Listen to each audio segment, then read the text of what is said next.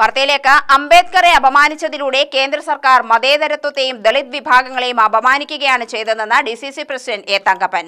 ഭരണഘടനാ ചർച്ചയിൽ കേന്ദ്ര സർക്കാർ അനാവശ്യ വിവാദങ്ങൾ സൃഷ്ടിച്ചത് രാജ്യത്തെ ഭിന്നിപ്പിക്കുന്നതിന്റെ ഭാഗമായാണെന്നും എ തങ്കപ്പൻ പറഞ്ഞു.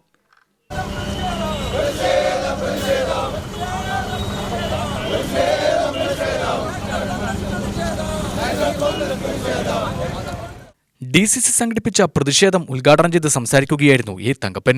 രാജ്യസഭയിലും ലോക്സഭയിലും കേന്ദ്ര സർക്കാർ അംബേദ്കറെ അപമാനിച്ചതിൽ പ്രതിഷേധിച്ചായിരുന്നു DCCയുടെ നേതൃത്വത്തിൽ സ്റ്റേഡിയം സ്റ്റാൻഡിലേക്ക് പ്രതിഷേധം സംഘടിപ്പിച്ചത്.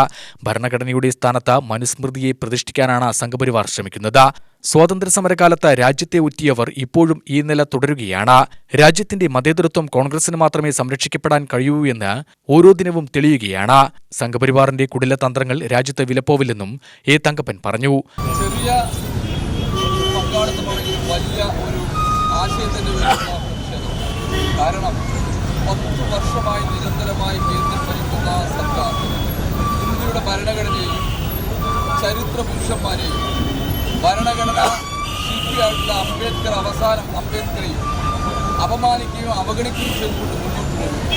ഇതിനെതിരെ ഇന്ത്യയുടെ ജനാധിപത്യം വിശ്വസിക്കുന്ന മതേതരത്തിൽ വിശ്വസിക്കുന്ന ഇന്ത്യ മഹാരാജ്യം ബ്രിട്ടീഷുകാരോട് പോരാടി തിരിച്ചെടുത്തിട്ടുള്ള ഇന്ത്യൻ നാഷണൽ കോൺഗ്രസിലെ ഓരോ സന്നദ്ധ പടന്മാർക്കും ഓരോ പ്രവർത്തകരുടെ ബാധ്യതയാണ് ഈ രാജ്യത്ത് 25 വർഷമായി ഇന്ത്യൻ ഭരണഘടന സംരക്ഷിക്കേണ്ട ബാധ്യത, അത് കാത്തുസൂക്ഷിക്കേണ്ട ബാധ്യത ഇന്ത്യൻ നാഷണൽ കോൺഗ്രസിലെ ഓരോ പ്രവർത്തകരുടെയും കടമയായതുകൊണ്ട് തന്നെയാണ്. KPCC secretary C. Chandran, DCC vice president advocate Sumesh Achuthan, മണ്ഡലം president CV Satheesh, P. Balan, Bhavadas, Raveendran, Mustafa എന്നിവർ സംസാരിച്ചു. UTV news, Palakkad.